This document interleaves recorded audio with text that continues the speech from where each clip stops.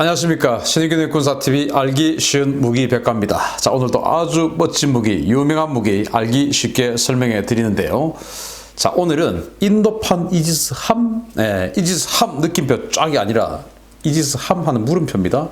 꼴까따급 방공 구축함 알려드리겠습니다. 아주 생긴 거 아주 잘생겼고 덩치도 큼직한 인도 해군의 최신의 방공 구축함이에요. 인도 방위 산업의 대참사죠. 바로 델리급 방공 구축함인데 방공 구축함입니다. 분명히 방공이라고 하는 것은 하늘에 있는 전투기 그리고 미사일 뭐 이런 것들을 요격하는 그런 능력을 가진 걸 방공함이라고 하죠. 그 중에서 이제 구축함이니까 대잠 작전 능력도 있고 이제 그런 대잠 그리고 방공 모든 것을 다 아우르는 이 멀티롤 전투함이 방공 구축함입니다. 자, 이 델리급 인도가 지금 세 척을 가지고 있는데 소요 제기를 1975년도에 했어요. 그리고는 설계 착수를 1977년도에 했어요. 여기까지 제대로 진행됐어요. 그런데 설계를 하다가 설계 변경을 합니다. 1차 설계 변경 1982년도에. 왜냐? 포클랜드 전쟁을 봤어요. 포클랜드 전쟁 하는 거 보니까 영국의 셰필드 구축함이 액조세 미사일에 한 방에 그냥 케어된 걸 보니까 야, 이거 안 되겠다. 그냥 군함 만들어가지고 지금 택도 없겠다. 여기다가 미사일을 요격할 수 있는 방공 능력을 부여해야 되겠다. 이게 있어야 된다 해서 1차 설계 변경을 하고 그렇게 해서 이제 방공 미사일을 탑재를 하는 쪽으로 설계 변경을 합니다. 그렇게 해서 설계를 아주 오랫동안 이렇게 해서 건조 착수를 5년 후인 1987년도에 건조 착수를 해요. 그런데 건조하다가 또 좀 애매한데 해가지고 다시 건조하던 중에 또 설계 변경을 합니다. 그렇게 해서 이제 3년을 만들어서 1991년에 초도함을 진수를 하는데 인도가 초도함 진수하는 거는 그냥 아랫부분에 선체만 있는 상태에서 진수를 합니다. 그리고 그 뭐 레이더나 뭐 이런 진짜 하는 배 외에 다 갖다 붙인 이 장비 사실 이게 진짜인데 그건 진수식 이후에 합니다. 그래서 무려 6년 후에 초도함 취역을 합니다. 그런데 이게 방공함이라고 했는데 아니 방공함이라며 해가지고 보니까 이 방공 능력이 SAN-7 가드플라이 그러니까 요즘 부크라고 하는 미사일입니다. 그 부크 미사일의 극초기형 그거밖에 없어요. 그리고 보시다시피 단장 발사기입니다. 한 발입니다. 한 발. 이거 가지고 무슨 미사일을 상대 미사일 요격해? 셰필드 할 때 액조세 이거 가지고 무슨 액조세를 요격해? 사거리 불과 12km밖에 안 되고 이거 단장 발사기 앞뒤로 하나씩 이거밖에 없었는데 이거 어떻게 해? 이렇게 된 겁니다. 이제 단장 발사기지만 미사일 딱 한 발만 있는 게 아니고 이 아래에 미사일이 여러 발 장전되어 있어요. 그래서 한 발 쏘면은 쏘고 나서 이제 이 발사기가 척커덕 서면 다시 밑에서 미사일이 척커 올라와서 장전되고 또 눕혀서 쏘고 이제 이렇게 하는 방식이에요. 이 미사일 단장 발사기를 앞뒤 해서 두 개를 해놓고 이거 가지고 방공 구축합니다. 그런데 사거리가 무려 이 12km나 된다라고 하는데 이 배의 덩치는 무려 6,000톤이 넘습니다. 그런데 보시다시피 1997년도에 취역했는데 1997년도 같으면은 우리 한국 같으면은 광개토 대왕함 그거 취역하던 시기죠. 광개토 대왕함만 해도 수직 발사관에 시스페로 미사일 16발 들어가고 이 또 같은 시기에 일본 같은 경우는 무라사메급 또 다카나미급 이런 중형 구축함들 그리고 그 이전에 이지스함이 나왔지 않습니까? 바로 이 1997년 이전에 90년대 초반에 일본은 이미 공고급 이지스함을 만들었죠. 그리고 미국은 완전 알레이버 이지스함을 도배를 했고 그 시기에 인도가 이제 이런 12km짜리 부크 미사일 한 발 들어가는 단장 발사기를 넣었던 겁니다. 아니 방공함이라면 안 되겠다 해서 원래 이 델리급을 6척을 하려고 하다가 안 되겠다 3척만 하자 나머지 3척은 다시 하자 다시 이렇게 된 겁니다. 왜냐? 인도가 이제 영국의 식민지였지 않습니까? 그래서 처음에는 영국 스타일로 좀 하려고 하다가 아니야 영국 싫어 소련 스타일로 해서 이제 러시아 기술을 많이 받아서 하다 보니까 이게 뭐 영국도 아니고 러시아도 아니고 애매한 그런 군함이 돼버렸어요. 자, 그래서 새로 하자 해가지고 긴급 계획 수정 4번함부터는 하지 말자 해서 프로젝트 15B로 사업을 변경합니다. 인도 국방부님이 인도 국방연구개발기구 DRDO님을 채팅방에 초대했습니다. 1998년도에요. DRDO는 우리 한국의 ADD 같은 그런 데입니다. 야, 사실 내가 처음부터 별 기대는 안 했는데 니네 진짜 해도 너무한 거 아니냐? 아니 21세기에 쓴다고 1990년대 중반부터 전력화한 군함에 70년대 기술을 갖다 써? 에라 이놈들아. 그래서 이제 DRDO가 아니 원래 국산화라는 게 검증된 기술로부터 차근차근 익혀가면서 하는 겁니다. 우리가 이거 하면서 이스라엘에게도 연락하고 영국에게도 연락하고 기술 개발 다 하고 있어요. 하니까 이제 정부가 뭐야 그럼 프로젝트 15 그 델리급을 또 뭐 개량이라도 하겠다는 거야. 때려쳐 하지 마. 그래서 이제 DRDO가 아니 선체 자체가 무슨 70년대 기술인데 무슨 개량을 해요. 신규 사업하자는 거지. 전체 시스템 개발은 제가 하고 선체는 마자곤 도크 애들이 맡을 겁니다. 저 또 국산 개발, 국산 건조 하겠다는 겁니다. 그러니까 이제 인도 정부가 니네 또 이상한 짓 할지 모르니까 내가 가이드라인 딱 정해줄게. 선체는 스텔스 형상해야 돼. 위상 배열 레이더 동시 다목표 교전 능력 있어야 돼. 주요 무장은 전부 수직 발사관에 싣고 장비는 어지간하면 서방제 규격으로 통일해라. 또 뭐 러시아제 뺏기면 죽는다 이래 된 거예요. 그래서 이제 DRDO가 이 양반이 정말 속고만 살았나 하려고 했는데 이 인도에는 양반이 없죠. 양반 대신 크샤티리아입니다. 그래서 아니 이 크샤티리아가 속고만 살았나.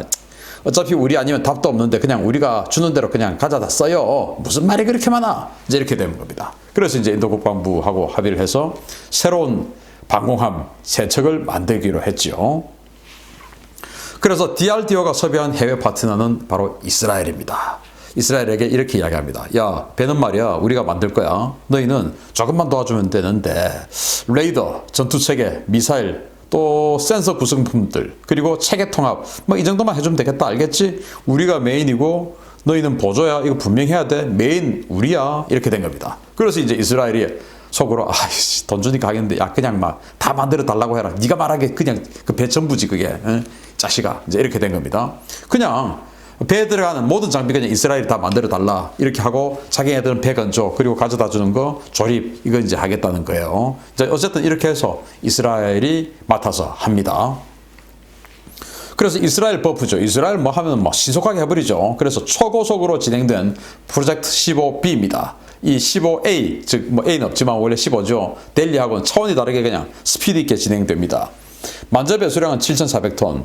길이는 163m, 폭은 17.3m, 추진기관은 가스터빈 4개를 해서 평소에는 2개의 가스터빈으로 달리고요. 또 급하면 비상시에는 다시 2개의 가스터빈을 더 가동시켜서 4개의 가스터빈으로 달립니다.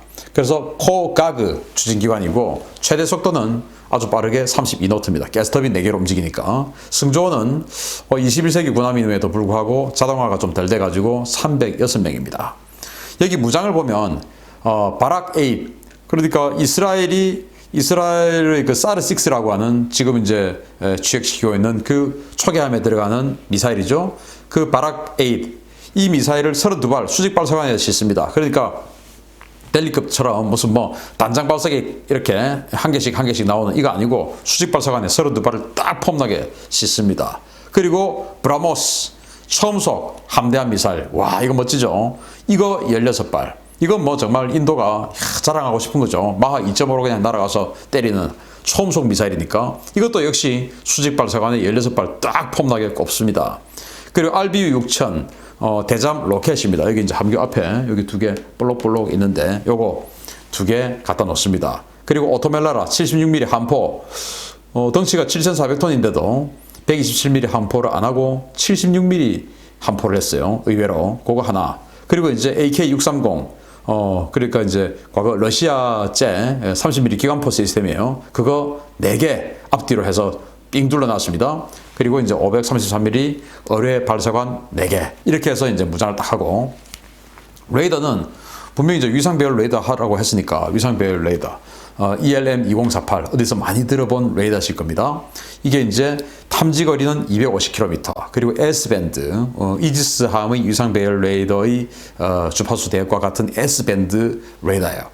이게 이제 이스라엘에서 만든 건데 이게 바로 우리 한국 해군의 상륙함이죠. 마라도함. 지금 한진중공업에서 열심히 지금 시험평가 중인데 마라도함에 들어가는 그 레이더하고 똑같은 겁니다. 그걸 이제 여기다 갖다 붙였는데 반대로도 말하면 아니 방공함이라고 했는데 우리 한국 해군의 상륙함에 들어가는 레이더하고 똑같은 거 지금 갖다 붙였어요. 좀 여기서부터 좀 애매하죠. 어쨌든 만들어 달라고 하니까 그렇게 만들어 줬습니다. 이렇게 해서 이런 장비를 가지고 설계를 해서 건조에 들어갑니다.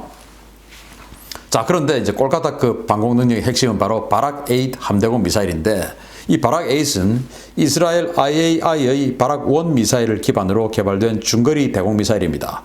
인도의 요청으로 공동 개발되었으며 함대공, 지대공 버전이 동시에 개발되어서 인도군에 배치되었습니다. 최대 100km급 사거리를 가지고 있으며 능동 레이더 유도 방식을 채택해서 동시 교전 능력이 우수합니다. 그러니까 하나하나 막 이렇게 끝까지 유도해줘야 되는 게 아니고 딱 하나 지적해주면 그게 알아서 날아가요. 이게 레이더가 있어서 지가 알아서 막 탁 날아가는 이런 방식입니다. 마치 공대공 미사일의 암람 미사일처럼 그렇게 이제 fire and forget 한다 이거죠. 그런데 문제는 이 바락-8의 속도가 문제인 겁니다. 속도가 미사일인데 불과 마하 2밖에 안 됩니다. 예를 들어서 F-15가 최고 속도로 마하 2.4로 확 달려버리면 F-15를 못 맞추는 겁니다. F-15보다 더 느리니까. 그 마하 2짜리 미사일인 겁니다.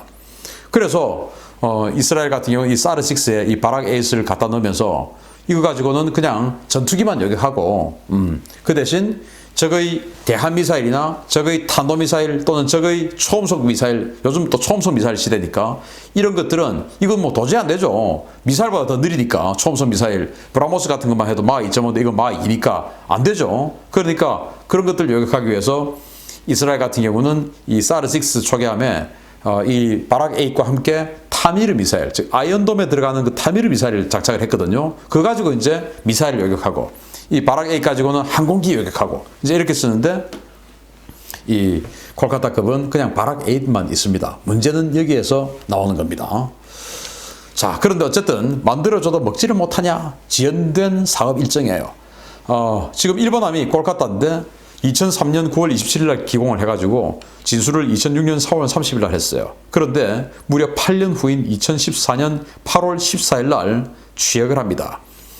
진수 후에 의장공사하고 그리고 시험평가하고 취역하는 데까지 무려 8년이나 걸려요. 그리고 입원하면 그렇다 칩니다. 왜냐? 배라는 게 원래 그래요. 그래서 이제 일본함 만들 때 모든 이 오류들 다 잡아가지고 아주 세밀하게 잡아가지고 2번함, 3번함은 이제 양산 체제로 들어가는데 그때는 그 문제 없이 1번함에서 모든 이제 베타 테스트를 다 하는 테스트 베드죠. 그래서 1번함이 원래 천천히 오래 걸립니다. 시험평가가. 문제는 2번함, 3번함도 1번함하고 똑같다는 겁니다. 2번함이 코치, 여기는 이제 2005년 10월 25일 날 기공했는데 진수 후에 역시 6년 동안 취역을 못합니다. 6년 후에 취역하고 3번 함도 역시 2010년 4월 1일 날 진수를 했고 2016년 11월 21일 그러니까 6년 6개월 7개월 6년 7개월 걸렸어요. 취역하는데 이 정도로 오래 걸립니다. 지금 보시다시피 지금 여기다가 막 이렇게 지금 진수식 다 한 겁니다. 진수식 다 해놓고 지금 일하고 있는 겁니다. 왜? 진수식 하고 6년 8년 걸렸으니까 취역하는데 그래가지고 위에 뭐 지붕 만들어 놓고 여기서 사는 겁니다. 그냥 이렇게 해서 이 녹물 흐르는 거 보십시오. 녹물은 워낙 이제 오랫동안 대양작전 하면 녹물 흐르고 가는데 여기는 아직 뭐 대양작전 아니라 나가보지도 못하고 진수식만 하고 진수식 하느라고 페인트는 이렇게 구남 색깔로 칠해놓고 그냥 이렇게 몇 년 동안 하고 있는 겁니다. 마치 타지마할 만들듯이 아주 오랫동안 만드는 거예요. 왜냐? 자동화로는 전혀 없고 전부 사람이 합니다. 인력으로. 예, 인력으로. 피라미드 만들듯이 또는 타지마할 만들듯이 그냥 인력으로 하다 보니까 이렇게 오래 걸린다. 좀 희한해요. 인도가. 어쨌든 이렇게 지연된 사업 일정입니다. 그런데 어쨌든 우여곡절 끝에 세척이 전력화됐습니다. 그러나 아니 방공함이라더니 진짜 비행기만 잡냐? 아니 미사일은 어떻게 잡냐? 셰필드가 액조세 격추되는 거, 침몰 하는 거, 그거 보고 1982년도에 델리급 시작했다가 이거 델리급 이거 제대로 안 되겠다 해가지고 다시 만들었는데 어째 이것도 또 그랬냐?